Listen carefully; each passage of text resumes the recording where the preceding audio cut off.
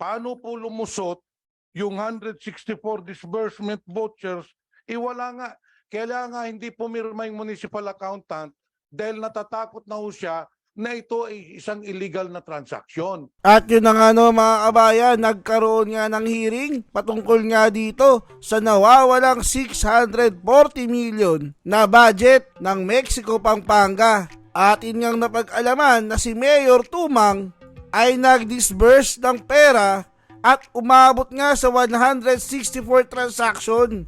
Ngunit ang katakataka dito mga kabayan, sa 164 transaction, walang pirma ang municipal accountant dahil alam niya na illegal ang ginagawa ni Mayor, ngunit nakalusot pa rin ito.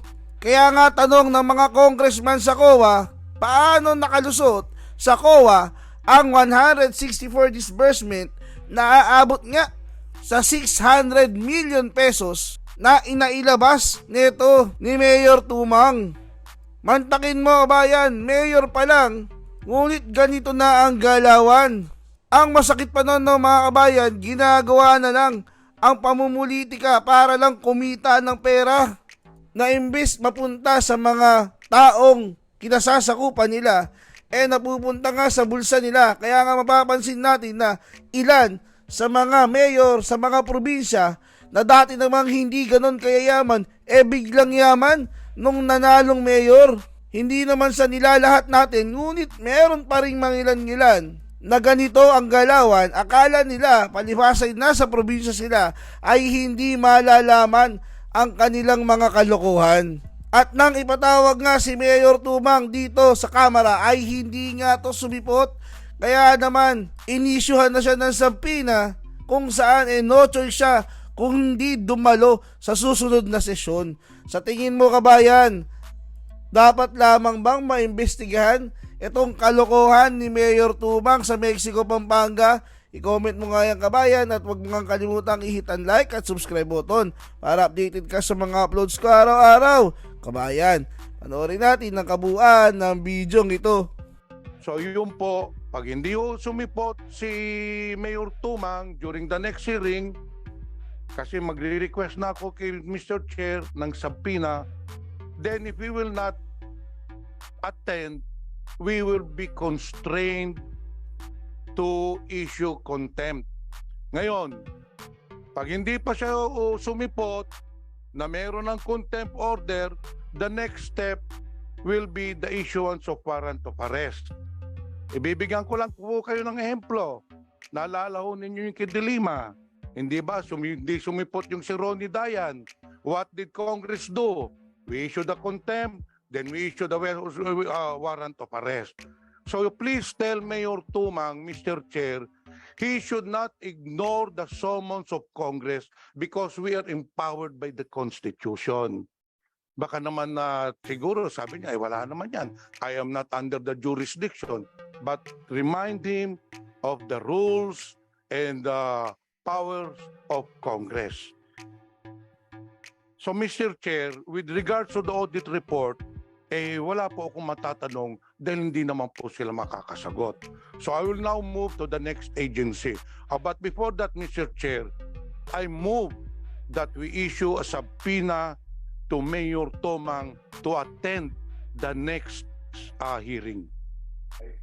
There is a motion to issue a subpoena ad testificandum to Mayor Tumang of Mexico, Pampanga, duly seconded. Is there any objection? The chair sees none. COMSEC is directed to inform the speaker and this chairman for the subpoena for Mayor Tumang of Mexico, Pampanga. Mr. Chair, may I proceed? May I ask COMSEC if there is any representative from DBP? I think the representative of DBP has just arrived. And for the information of the Honorable Pimentel, the names mentioned by you with regards to the fraud audit report, a certain Mr. Juliano is still with the COA, and Ms. Deborah Arroyo is present in today's hearing. Nandito po ba si Ms. Deborah Arroyo? Good afternoon, sir. Yes. Anyway, mas mabuti kung nandito ka. You're part of the audit team, di ba? I am a team member of the special audit team, sir. Si yung team leader, si Miss Desiree Aquino, is she still active in He has service? already retired last year, sir. Retired na po siya. But anyway, how long, Mr. Chair, may I proceed? Please proceed. Ma'am, gaano katagal po ninyo ginawa yung investigation sa Municipality of Mexico? Oo nga. Oo. Sige, sige. Sige, It was created or you were ordered to conduct a special audit, no?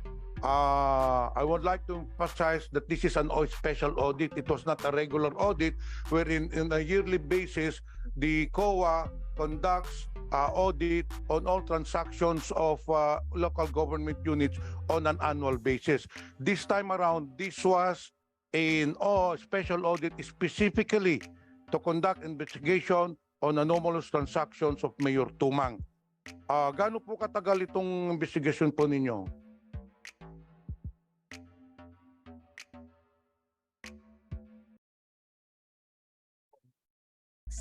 Sorry. Our initial conference was conducted in July of 2011. Then our exit conference, of which we already have our observations for reply of the management, was held on July of 2012. So it was about a year of investigation for the transaction. So in short, ma'am, considering that is took you more than 1 year, so could you say that this was a thorough investigation? You investigated ilan po ang nambistagahan ninyong transactions? I have the records of the Okay. of Anyway, that- it runs to hundreds of transactions, no? Yes. Marami hong red flags na ginawa ho kayo. Yung isa po na inyong findings, itong pinagtataka ko, 164 disbursement vouchers totaling 26,719,162 were processed and paid without the necessary approval by the municipal accountant. Ibig sabihin, yung mga vouchers, ginawa ng cheque, walang pirma ng accountant. Para malaman po ng mga municipal officials, this is highly anomalous. Paano po lumusot yung 164 disbursement vouchers? Wala nga. Kaya nga hindi pumirma yung municipal accountant dahil natatakot na ho siya na ito ay isang illegal na transaksyon. But in spite of the non-signature of the municipal accountant, Mayor Tumang proceeded with the issuance of the checks.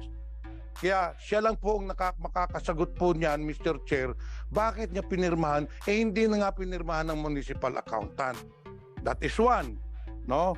Now, you also issued notice of disallowances to different transactions. May I know from COA, what is the prescription period? Kasi ang pagkakaalam ko po, you issue una audit observation memorandum. That is to give the chance to LGU officials to reply, to make a comment on their findings.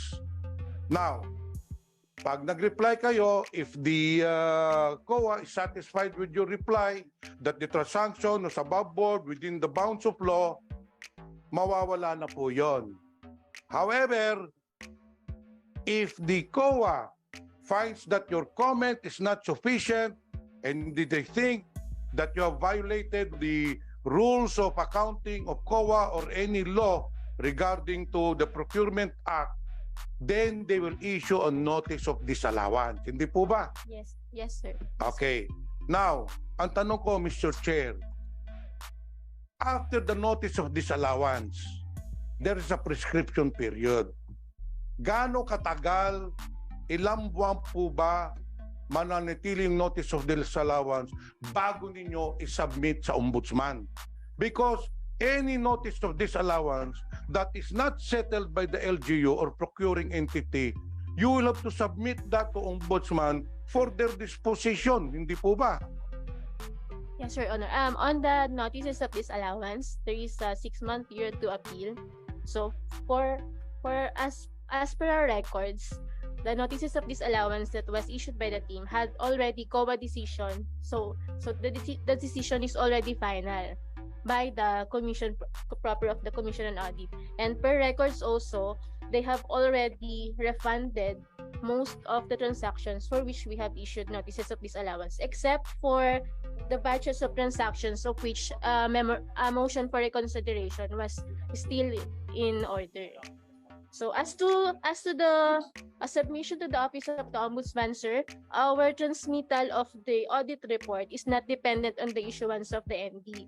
So once we submitted the audit report, which also recommended for the filing of the charges, the Ombudsman can already file charges even without the issuance of the Ang tanong ko po man, ano ang prescription period? Ilang buwan? Yung mga hindi po na-settle na notice of disallowance, ilang buwan bago ninyo isubmit yon? Your Honor, may I? Please proceed. Attorney Tevez, Your Honor, from the Legal Division of the Fraud Audit Office. Your Honor, in answer to your question, once after the issuance of the notice of disallowance, the persons deemed liable are given 6 months within which to either settle the amount or they can appeal before the Commission proper. And then after that, the Commission proper renders its decision whether to affirm or lift the notice of disallowance. Okay. Now, may sinabi po si Ma'am, Mr. Chair, regarding that it was settled. For the record po, out of the questionable 149 million pesos that were questioned by COA, 43 million pesos lang ang nasettle. There is, and then yung 66 million pesos, mukhang you were satisfied or probably na-reconsider ng COA.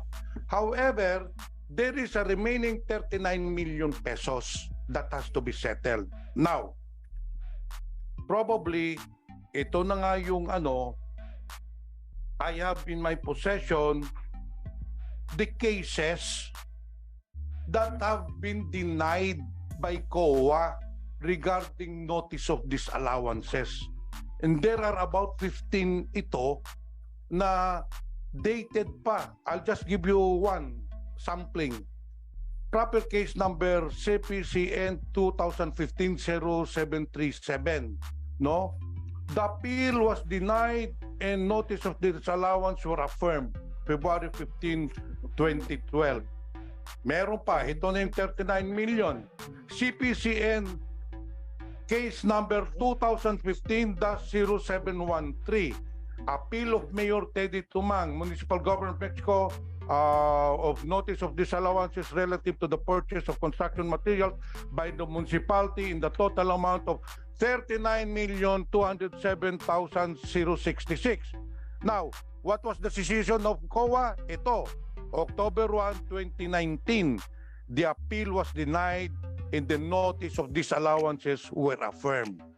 So meron na ho, marami ho to na dininay na yung motion for reconsideration ni Mayor Tumang. Now ano po ang aksyon ng COA? Since nag-lapse na yung prescription period ng 6 na buwan, nag-request na siya ng reconsideration, then you have already rendered your decision, it has already been denied.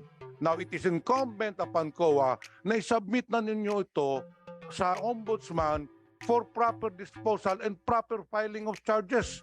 What is now the status of this notice of the disallowances? Have you forwarded it to the Ombudsman, Mr. Chair? Yes, Your Honor. Your Honor, actually, from the moment the fraud audit team was finished with their fraud audit, the fraud audit report was already submitted to the Ombudsman for its recommendation for appropriate action for the Ombudsman. And then after that, there was 68 notices of disallowances were issued by the fraud audit team. And currently there are 21 decisions of the COA Commission proper, and there is still one pending because it involved a consolidation of 24 notices of disallowances. So that is why it is still pending, but right now there are 21 CP decisions already rendered by the COA Commission proper, sir. So, And- Mr. Chair, 21 cases has already been denied Yes, sir. na notice Yes, of Your Honor. disallowances. Yes, sir. Nasaan na ngayon yung 21 notice of disallowances? Na-submit na ba sa Ombudsman? Yes, Your Honor. After the submission of the fraud audit report, after the issuance of the notices of disallowances, they were immediately referred to the Ombudsman. And then we would also like to relay the information, sir, Your Honor, that we have received 4 resolutions from the Ombudsman dismissing our fraud audit report. So that is why our fraud audit reports were not elevated to the Sandigan Bayan.